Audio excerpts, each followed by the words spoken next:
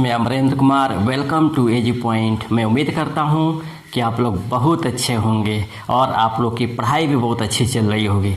चलिए आज हम स्टार्ट करते हैं सामाजिक धार्मिक सुधार आंदोलन का पार्ट 3, क्योंकि इसके पहले मैं सामाजिक धार्मिक सुधार आंदोलन के पार्ट 1 और पार्ट 2 का मैं क्लास ले चुका हूँ।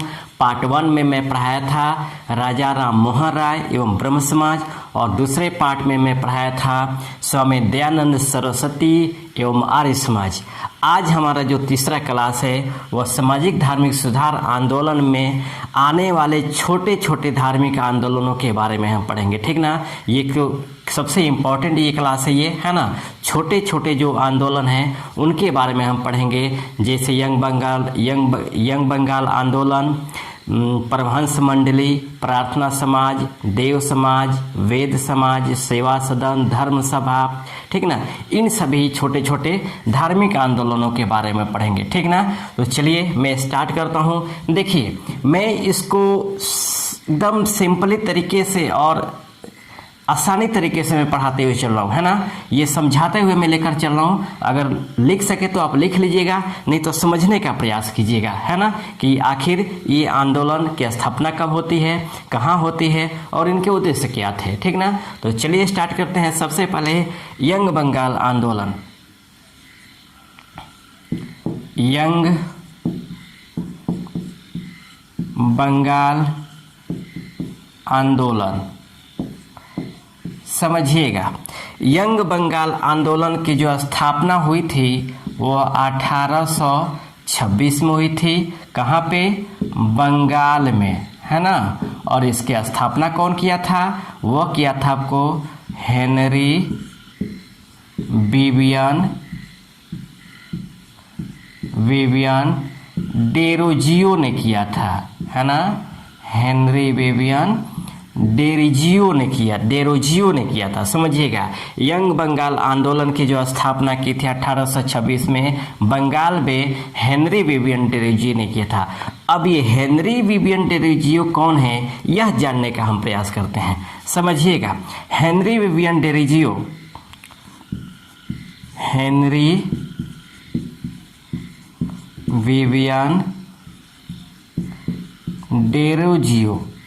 इनका जो जन्म हुआ था, हेनरी विवियन डेरोजियो का जो जन्म हुआ था वह आपको 1809 में कहाँ पर हुआ था?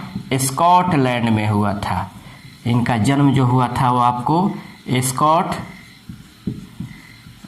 में हुआ था, है ना। इनके पिता पुर्तगाली थे तथा इनकी माँ ब्रिटिशर्स थी, ठीक ना। और इनका जन्म 1809 में हुआ था और यह भारत आए थे 1826 में, है ना। ये जो बंगाल आए थे 1826 में घड़ी व्यापारी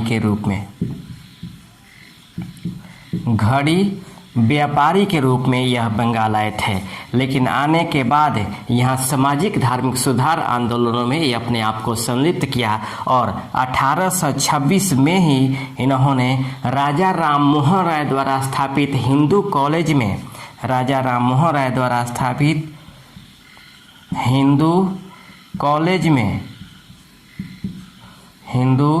कॉलेज में हिस्ट्री का शिक्षक बन गए, है ना। हिस्ट्री का प्राचार्य बन गए। प्राचार्य को आपको शिक्षक भी कहा जाता है। तो 1826 में इन्होंने हिंदू कॉलेज का शिक्षक बन गए। उसके बाद शिक्षक बनने के साथ ही इन्होंने भारत में सामाजिक धार्मिक सुधार आंदोलनों से संबंधित अपने आंदोलन को प्रारंभ किया और इन्होंने सबसे पहला जो प्रयास किया वह था यह प्रेस की स्वतंत्रता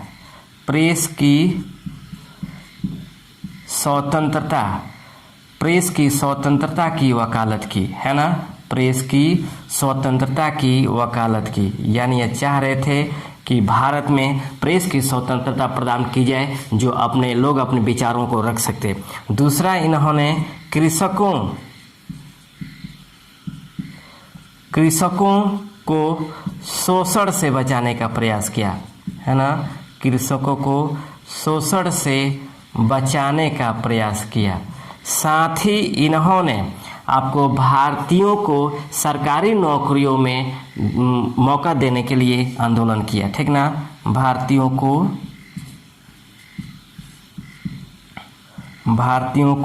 सरकारी नौकरियों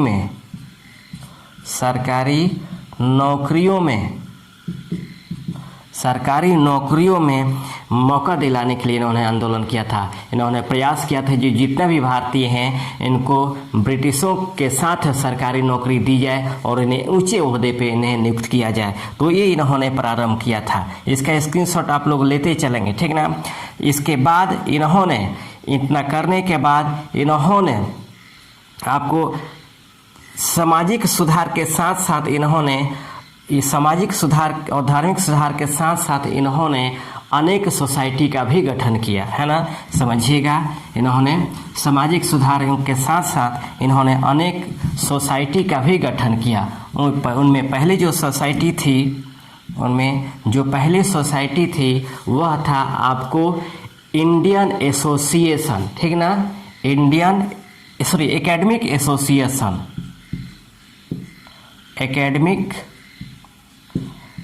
एसोसिएशन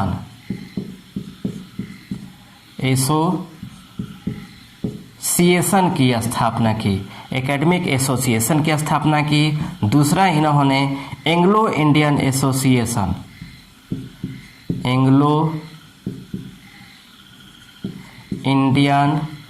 एसोसिएशन की स्थापना की।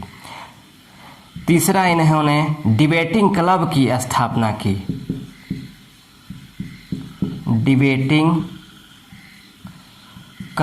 स्थापना की, चौथा इन्होंने बंगहित सभा की स्थापना की, और पांचवें में इन्होंने आपको सोसाइटी फॉर द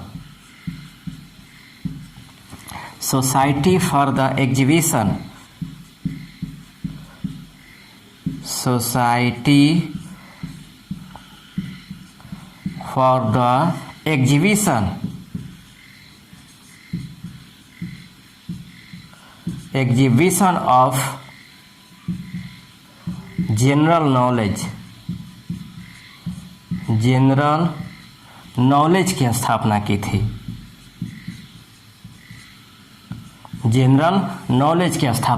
समझिएगा, इन्होंने सामाजिक और धार्मिक सुधार के अलावा इन्होंने अलग अलग सोसाइटी की स्थापना की थी, जिसमें academic association, Anglo Indian association, debating club, Bangahita Sabha और society for the exhibition of general knowledge की स्थापना की थी। इसके अलावा इन्होंने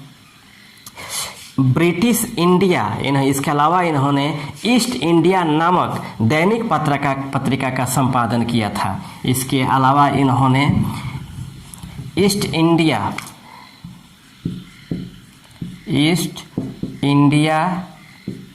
नामक दैनिक पत्रिका का संपादन किया था, है ना। और आगे चल करके हेनरी विवियन डेरिजियो का जो झुकाव होने लगा वह पश्चिमी संस्कृतियों की तरफ झुकाव होने लगा, और पश्चिमी संस्कृतियों की तरफ झुकाव होने के कारण भारत के जितने भी रूढ़िवादी थे इन लोगों ने डेरिजियो का विरोध करना शुरू किया, और डेरिजियो के विरोध करने के कारण 1831 में इन्हें हिंदू कॉलेज से हटा दिया गया, है ना। हिंदू कॉलेज से इन्हें बाहर निकाल दिया गया, और बाहर निकालने के बाद, है ना, हिंदू कॉलेज से इन्हें बाहर निकाल दिया गया, है ना। बाहर इसलिए निकाला गया क्योंकि हेनरी विवियन डेरिजियो क्योंकि ऑलरेडी एंग्लो इंडियन थे, पश्चिमी सभ्यता से संबंधित थे। इन्होंने अपने आंदोलनों में इन्होंने सबसे पहले आपको पश्चिमी संस्कृतियों को प्रचार प्रसार करना शुरू कर दिया, लेकिन बंगाल में जो पहले से रूढ़िवादी हिंदू थे उन्होंने इनका विरोध करना शुरू किया, और इसी विरोध के चलते 1831 में इन्हें हिंदू कॉलेज से बाहर किया गया, और बाहर करने के बाद इन्हें 1831 में ही इनकी मृत्यु हो गई, है ना। 1831 में इनकी मृत्यु हो गई, केवल 22 वर्ष की उम्र में, है ना। 22 वर्ष की उम्र में इनकी मृत्यु हो जाती है, ठीक ना। 22 वर्ष की उम्र में इनकी मृत्यु हो जाती है। इसलिए इन्हें विलक्षण प्रतिभा के धनी भी कहा जाता है। एक ऐसा व्यक्ति जो 1809 में इसका जन्म होता है और 1831 तक यानी 22 वर्ष की अवस्था में एक ऐसे कार्य करते हैं जो भारत के इतिहास के पन्नों में एक स्वर्णिम रूप से इनका नाम लिखा जाता है ना। इनके मृत्यु के बाद जो सुरेंद्रनाथ सेन थे, सुरेंद्रनाथ बनर्जी थे, सुरेंद्र नाथ बनर्जी, इन्होंने हेनरी विवियन डेरिजियो को आधुनिक भारत की सभ्यता का अग्रदूत, आधुनिक भारत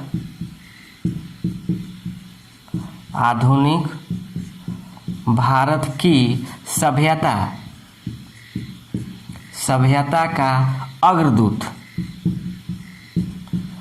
तथा हमारी जाति का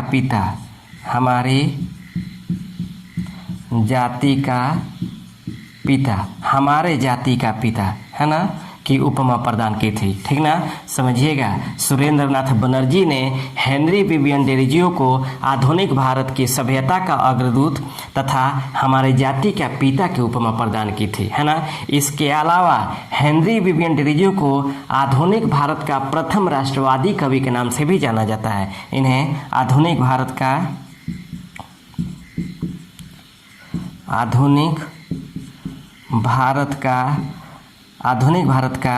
प्रथम राष्ट्रवादी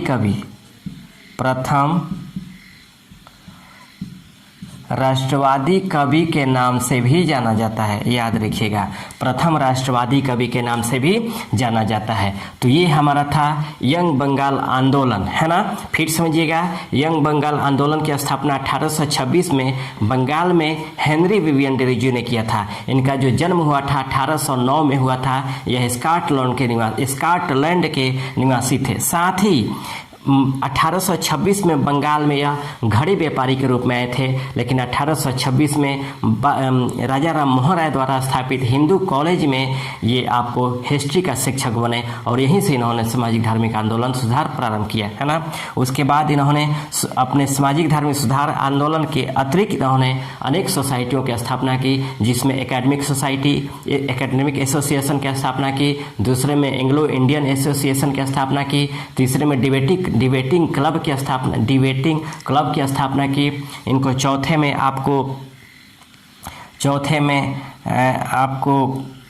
चौथे में बंघित सभा की स्थापना की और पांचवें में आपको society for the exhibition end of general knowledge की स्थापना की थी, है ना। इसके बाद 1831 में जब ये पश्चिमी संस्कृतियों की तरफ झुकने लगे, इनका झुकाव होने लगा, तब बंगाल के रूढ़वादी हिंदुओं ने इनका विरोध किया और इसी विरोध के चलते इन्हें 1831 में हिंदू कॉलेज से बाहर निकाला गया और 1831 में इनकी मृत्यु हुई 22 वर्ष की अवस्था में। सुरेंद्रनाथ बनर्जी इन्हें आधुनिक भारत की सभ्यता का अग्रदूत तथा हमारे जाति का पिता के नाम से संबोधित करते हैं और इन्हें आधुनिक भारत का प्रथम राष्ट्रवादी कवि के नाम से जाना जाता है। तो ये हमारे यंग बंगाल आंदोलन था। अब हम नेक्स्ट बात करते हैं परमहंस मंडली।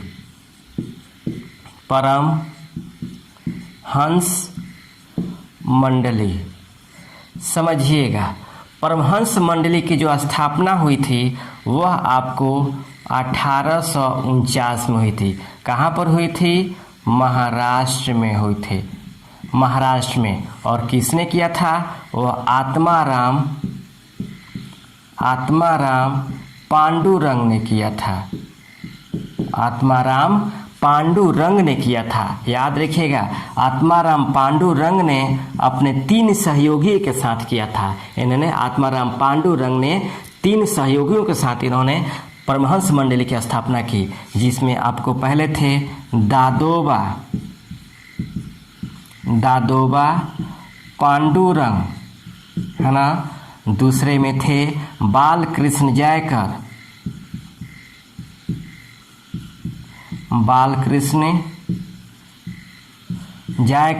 और तीसरे थे आपको जाम्बेकर शास्त्री, है ना, जाम्बेकर शास्त्री, है ना। इन तीन सहयोगियों के साथ से, इन तीन सहयोगियों से आत्माराम पांडुरंग ने आपको महाराष्ट्र में 1849 में परमहंस मंडली की स्थापना की थी, है ना। परमहंस मंडली की स्थापना की थी। इसका जो उद्देश्य था वह पहला उद्देश्य था एकेश्वरवाद की स्थापना, दूसरा था स्त्री शिक्षा, तीसरा था आपको सामाजिक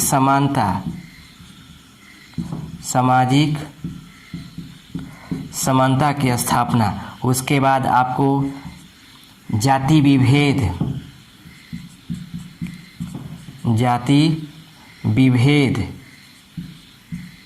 विभेद। लेकिन आगे चल कर के आपको परमहंस मंडली सफल नहीं हो पाती है। सफल नहीं होने का मुख्य कारण ये होते हैं क्योंकि ये जो परमहंस मंडली थी यह आपको ईसाई धर्म की तरफ झुक गई थी, है ना। ईसाई धर्म की ओर झुकने के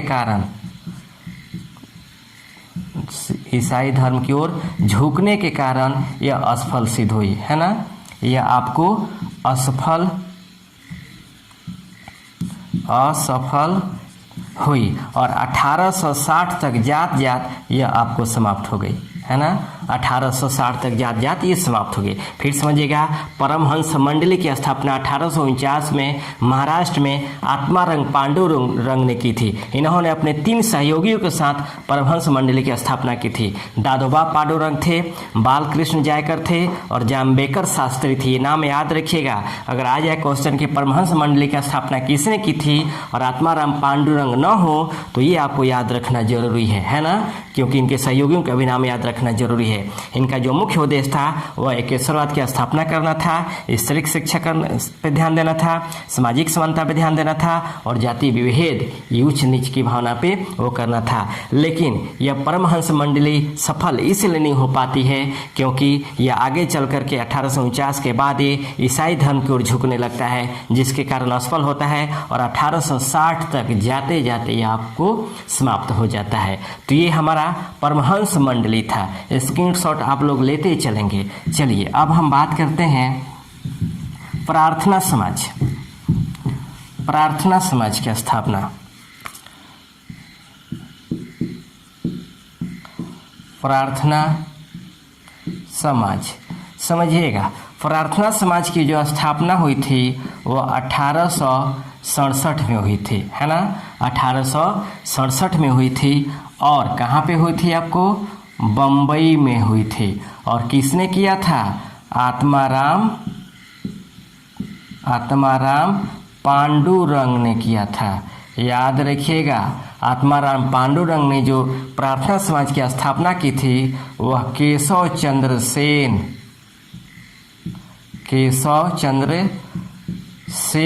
के सहयोग से किया था, है ना। केशव चंद्र सेन के सहयोग से किया था। याद रखिएगा, जो 1867 में स्थापित प्रार्थना समाज है यह आपको परमहंस मंडली का है, परमहंस मंडली का ही संशोधित रूप है ना। संशोधित एवं परिवर्धित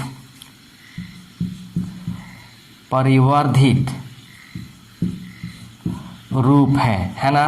क्योंककि 1860 में परमहंस मंडली का समाप्त हो गया था, लेकिन उसके बाद प्रार्थना समाज की स्थापना 1867 में बम्बई में आत्माराम पांडुरंग ने किया था। वह केशव चंद्र सेन के सहयोग से किया था। लेकिन जो प्रार्थना समाज था यह परमहंस मंडली का ही परिवर्तित रूप था, है ना।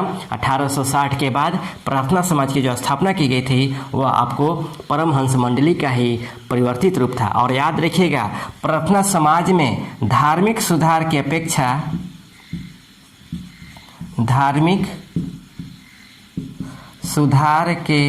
अपेक्षा सामाजिक सुधार पर बल दिया गया था, है ना। सामाजिक सुधार पर बल दिया गया था। याद रखिएगा, ये क्वेश्चन पूछे कि कि इसमें सामाजिक सुधार पे बल दिया गया था, तो प्रार्थना समाज पर, है ना। इस पे आपको धार्मिक सुधार की अपेक्षा सामाजिक सुधार पर बल दिया गया था। और एक बात याद रखिएगा, प्रार्थना समाज में भी 3 सहयोगी थे, है ना। प्रार्थना समाज में भी 3 लोग सहयोगी थे। इसमें 1 नंबर में है आपको एमजी रनाडे। दूसरे में थे आपको आरजी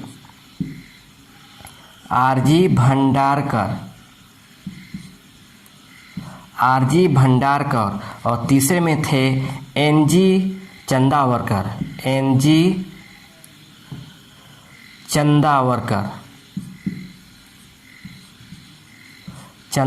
समझिएगा, है ना। प्रार्थना समाज में आत्माराम पांडुरंग के साथ साथ एमजी रनाडे, आरजी रनाडे और एनजी चंदावरकर भी साथ में थे। समझिएगा, MRN और जी सब में लगा हुआ है, ये आप याद रखेंगे, ठीक ना। तो MRG और जी, तो एमजी रनाडे, आरजी भंडारकर और एनजी चंदावरकर, ये तीनों इसमें साथ दिए थे। याद रखिएगा, एमजी रनाडे यानी महादेव गोविंद रनाडे को महाराष्ट्र के सुकरात के नाम से भी जाना जाता है ना।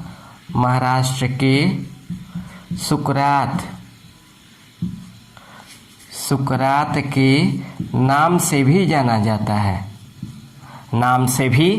जाता है। फिर समझिएगा, प्रार्थना समाज की स्थापना 1867 में बंबई में आत्माराम पांडुरंग ने की थी, केशव चंद्र सेन के सहयोग से, है ना। ये जो परमहंस मंडली का ही परिवर्तित रूप था और यह धार्मिक सुधार की अपेक्षा सामाजिक सुधार पर बल दिया गया था इसमें।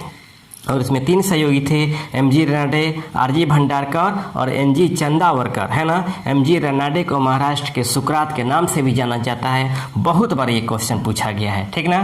तो ये हमारा था प्रार्थना समाज। अब हम बात करते हैं वेद समाज की, ठीक ना।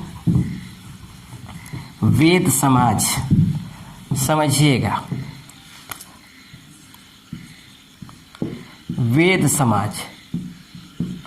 वेद समाज की जो स्थापना हुई थी वो आपको 1867 में, कहाँ पर, मद्रास में हुई थी।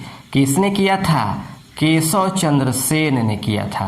केशव चंद्र सेन ने की था। वेद समाज की जो स्थापना की थी 1867 में मद्रास में केशव चंद्र सेन ने।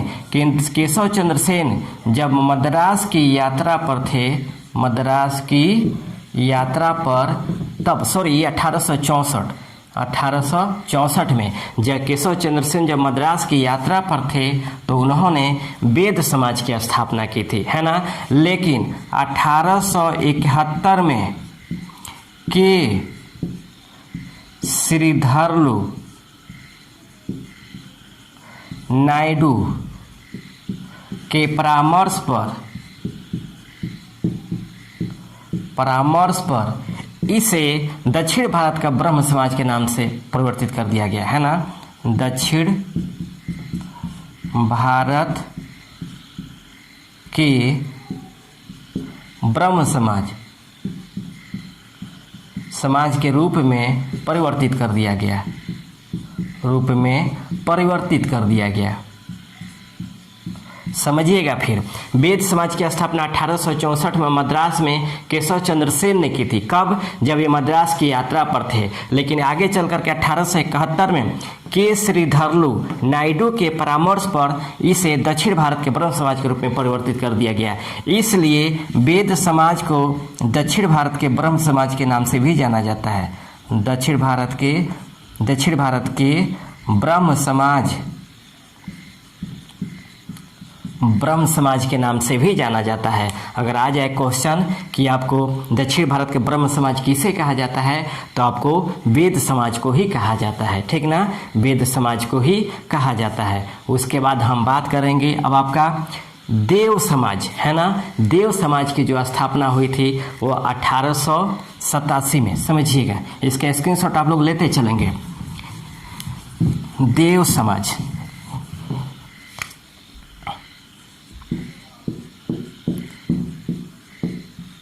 देव समाज की जो स्थापना हुई थी वो 1887 में हुई थी और यह आपको लाहौर में किसने किया था? वो आपने किया था शिव नारायण अग्निहोत्री ने। शिव नारायण अग्निहोत्री ने। शिव नारायण अग्निहोत्री ने की थी, है ना।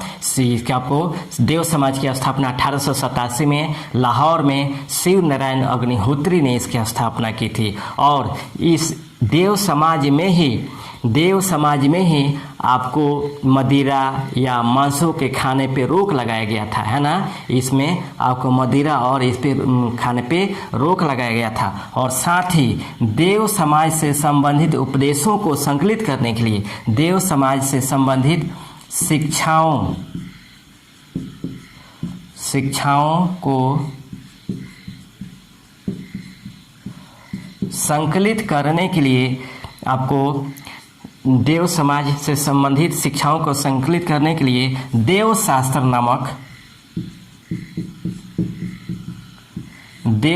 नामक ग्रंथ की रचना हुई थी, है ना।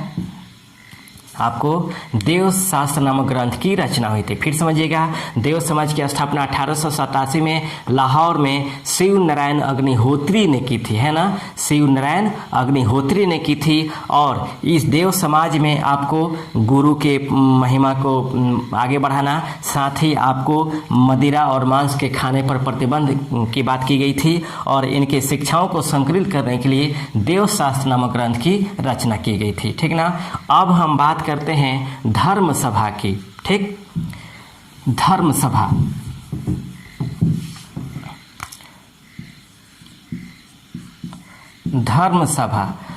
सभा की जो स्थापना हुई थी वह आपको 1830 में हुई थी, समझिएगा। धर्म सभा की जो स्थापना हुई थी वो 1830 में हुई थी। कहाँ पे? बंगाल में हुई थी। और किसने किया था? राधाकांत देव ने इन्होंने किया था, याद रखिएगा। धर्म सभा की स्थापना 1830 में बंगाल में राधाकांत देव ने किया था, याद रखिएगा। इसका मुख्य उद्देश्य था वह प्राचीन सभ्यता और संस्कृतियों ने पुरातन संस्कृतियों के संरक्षण से संबंधित था। रूढ़िवादी धार्मिक सुधार आंदोलन था। रूढ़िवादी यह संस्था थी, है ना। यह रूढ़िवादी संस्था थी और तथा इसका मुख्य उद्देश्य ये था कि भारत की पुरातन सभ्यता एवं संस्कृतियों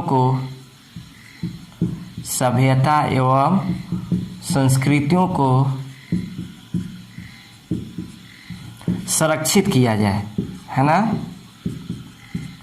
संरक्षित किया जाए, इसका मुख्य उद्देश्य था। फिर समझिएगा, धर्म सभा इसकी स्थापना 1830 में बंगाल में राधाकांत देव ने की थी। यह एक रूढ़िवादी संस्था थी और भारत की पुरातन सभ्यता और संस्कृतियों को सुरक्षित करने के लिए इसमें प्रयास किया गया था, याद रखिएगा। इसी में राजा राम मोहन राय के सहयोग से जब 1829 में सती प्रथा का समाप्त किया गया था, तब राधाकांत देव ने ही इसका विरोध किया था कि अंग्रेजों द्वारा या बाहरी लोगों द्वारा हमारे पुरातन सभ्यताओं या संस्कृतियों में हस्तक्षेप किया जा रहा है ना। तो सबसे पहले सती प्रथा के प्रतिबंध का इन्होंने विरोध किया था। राधाकांत देव ने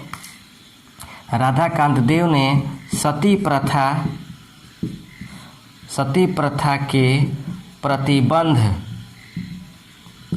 प्रतिबंध का इन्होंने विरोध किया था, है ना। यह पहले व्यक्ति थे जिन्होंने सती प्रथा के प्रतिबंध का विरोध किया था, याद रखिएगा। सती प्रथा, इसके थोड़ा इतिहास को हम बता दें, क्योंकि राजा राम मोहन राय और ब्रह्म समाज के अधीन जो सती प्रथा को पढ़ना था वो मैं नहीं समझा पाया था, तो थोड़ा हम बता देते हैं कि आखिर सती प्रथा है क्या, है ना। सती प्रथा समझिएगा, ऐसी प्रथा जिसमें महिला अपने पुरुष के साथ चिता पे जलकर आत्मदाह कर लेती है या मर जाती है या आत्महत्या कर लेती है, उसी को सती प्रथा कहा जाता है। सती प्रथा का जो अभिलेखीय प्रमाण मिलता है,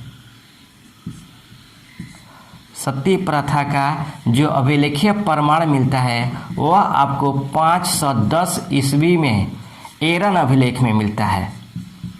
एरन अभिलेख में, है ना, आ जाए क्वेश्चन तो आसानी से कर लीजिएगा, है ना। सती प्रथा का जो अभिलेखीय प्रमाण मिलता है वह 510 ईस्वी में एरन अभिलेख में मिलता है। थोड़ा कहानी समझ लीजिएगा। गुप्त शासक था भानुगुप्त, है ना, और भानुगुप्त का ही सेनापति था गोपराज। जब यह हूणों से लड़ता हुआ मारा गया तब इसकी पत्नी यानी गोपराज की पत्नी ने गोपराज के साथ चिता पे बैठ करके या सो करके आत्मदाह की थी। इसीलिए उनके उपलक्ष्य में भानुगुप्त ने एरन में सती प्रथा का उल्लेख कराया था, है ना। तो आ जाएगा क्वेश्चन कि सती प्रथा का सर्वप्रथम अभिलेखीय प्रमाण कौन सा है, तो एरन अभिलेख है जो 510 ईस्वी में मिलता है। आगे चलकर अगर मध्यकालीन भारत की हम बात करें तो सबसे पहले अकबर ने अपने शासन काल में सती प्रथा पर प्रतिबंध लगाने का प्रयास किया था, है ना। आपको अपने शासन काल में अकबर ने सती प्रथा पर पूर्ण प्रतिबंध लगाने का प्रयास किया था, लेकिन वह सफल नहीं हो पाया। तब आगे चल करके औरंगजेब अपने शासन काल में सती प्रथा पर पूर्ण प्रतिबंध लगा दिया, है ना, लेकिन वह केवल अपने शासन काल तक ही सफल रहा। जैसे उनका शासन काल समाप्त होता है पुनः सती प्रथा प्रारंभ हो जाता है और अंततः आधुनिक काल में राजा राम मोहन राय के सहयोग से लॉर्ड विलियम बेंटिक ने 1829 में सती प्रथा को समाप्त करता है धार्मिक नियम 17 के तहत, है ना। आपको धार्मिक नियम 17 के तहत आपको समाप्त करता है, ठीक। तो ये हमारा आपको सती प्रथा से संबंधित था। अब हम अगला जो आंदोलन पढ़ेंगे वो हम पढ़ेंगे सेवा सदन, है ना। सेवा सदन की जो स्थापना होती है वो आपको 1885 में, समझिएगा। सेवा सदन की स्थापना 1885 में होती है और इसका जो संस्थापक होते हैं वह आपको पारसी धर्म सुधारक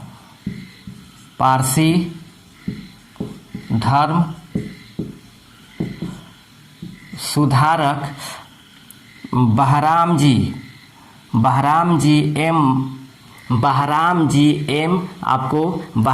एम मालावारी ने की थी, है ना। आपको बहराम जी एम मालावारी ने की थी। फिर समझिएगा, सेवा सदन की स्थापना 1885 में पारसी धर्म सुधारक बहराम जी एम मालावारी ने की थी। और इस सेवा सदन का जो मुख्य उद्देश्य था वह ये था कि समाज से परिष्कृत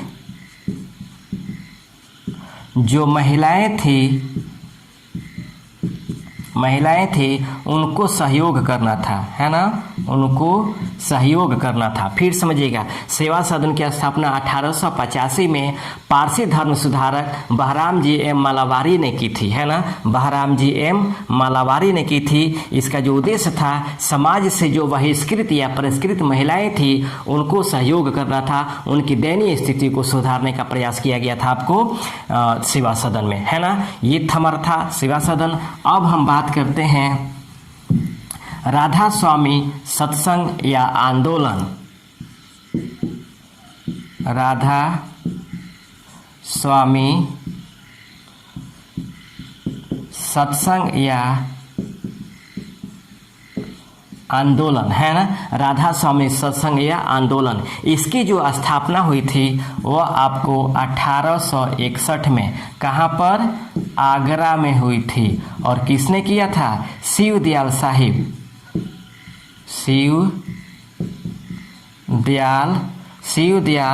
खत्री ने की थी, है ना। शिव दयाल खत्री ने की थी। इन्हें शिव दयाल साहब के नाम से भी जाना जाता है, शिव दयाल साहब के नाम से जाना जाता है या तुलसी राम के नाम से भी जाना जाता है, तुलसी राम के नाम से भी जाना जाता है। इन्हें तुलसी राम के नाम से भी जाना जाता है। और याद रखिएगा, ये जो शिव दयाल साहब थे ये आपको साहूकार थे, है ना, साहूकार या आपको बैंकर थे। और इन्होंने भी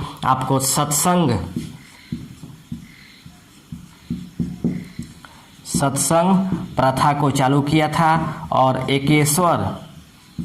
एकेश्वरवाद का समर्थन किया था, है ना। राधा स्वामी सत्संग या आंदोलन दोनों नाम से जाना जाता है। इसके अपना 1861 में आगरा में शिवदयाल खत्री ने की थी, जिन्हें शिवदयाल साहब के नाम से जाना जाता है या तुलसीराम के नाम से जाना जाता है, जो साहूकार या बैंकर थे, है ना। इन्होंने सत्संग प्रथा एवं एकेश्वरवाद का समर्थन किया था, ठीक ना। तो ये हमारा था सामाजिक एवं धार्मिक सुधार आंदोलन, ठीक। मैं उम्मीद करता हूँ कि ये क्लास आपको पसंद आया होगा। अगर क्लास पसंद आता है तो प्लीज़ आप अपने दोस्तों में शेयर करने के लिए बोलें और सब्सक्राइब करने के लिए बोलें, ठीक ना। साथ ही इससे संबंधित जितने भी वीडियो आपको देखना है वो आपको लिंक में नीचे सब्सक्रिप्शन में दिए गए हैं, आप इसको देख सकते हैं। क्योंकि सामाजिक धार्मिक सुधार आंदोलन को पढ़ने से पहले अगर इसके पीछे वाले वीडियो को पढ़ लेते हैं, देख लेते हैं, तो शायद और भी आसानी हो जाए इसको समझने में, ठीक ना। तो रहने देते इतना ही, फिर हम नेक्स्ट वीडियो लेकर हाजिर होंगे। तब तक के लिए बेस्ट ऑफ लक, जय हिंद।